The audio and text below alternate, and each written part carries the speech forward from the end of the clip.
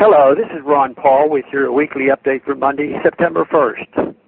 Last week, President Obama admitted that his administration has not worked out a strategy on how to deal with the emergence of the Islamic State in Iraq and Syria as a dominant force in the Middle East.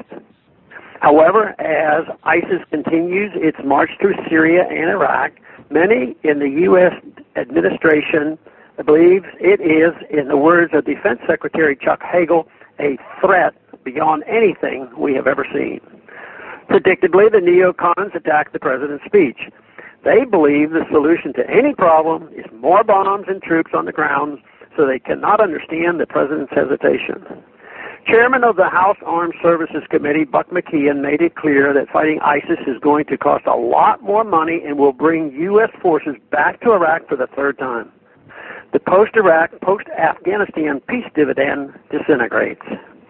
Mr. McKeon said last week, quote, ISIS is an urgent threat and a minimalist approach that depends solely on fiscal year 15 funding or pinprick strikes that leave fragile forces in Iraq and Syria to do the hard fighting is insufficient to protect our interests and guarantee our safety in time, close quote.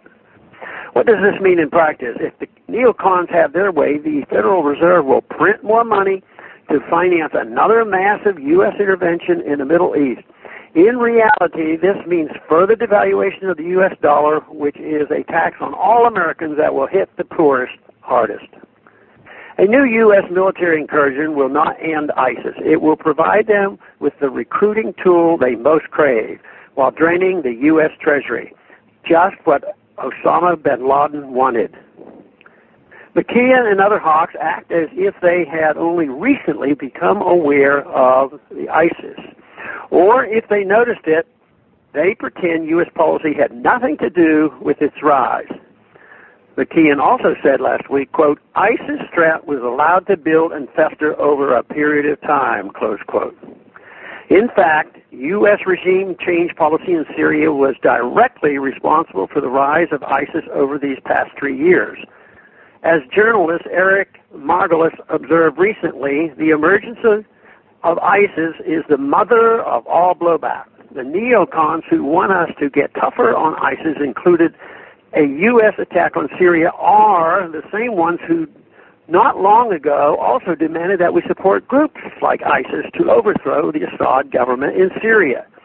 U.S.-trained and funded moderates from the Free Syrian Army joined the Islamic militias, including ISIS, taking U.S. weapons and training with them. 3 years of supporting any force that might overthrow the secular government of President Assad has produced a new monster in the Middle East that neocons insist the U.S. must slay. Why can't they just admit they were wrong? Why can't the interventionists just admit that their support for regime change in Syria was a terrible and tragic mistake? If ISIS is as big a threat as they claim, why can't they simply ask Assad to help out? Assad has never threatened the United States. ISIS has. Assad has been fighting ISIS and similar Islamic extremist groups for 3 years. Why does the U.S. government insist on aligning with theocracies in the Middle East? If there is anything that contradicts the U.S. Constitution and American values, it is a theocratic government. I do not believe that a majority in the Middle East wants to live under such a system. So why do we keep pushing it on them? Is that what they call promoting democracy? A lack of strategy is a glimmer of hope. Perhaps the president will finally stop listening to the neocons and interventionists whose recommendations have gotten us into this mess in the first place. Here's a strategy. Just come home. Thanks for calling this update. A new update is placed on this number, 888-322-1414, every Sunday. The written text can be found on my Ron Paul Institute website at www.ronpaulinstitute.org and on my Facebook page. Thanks for calling.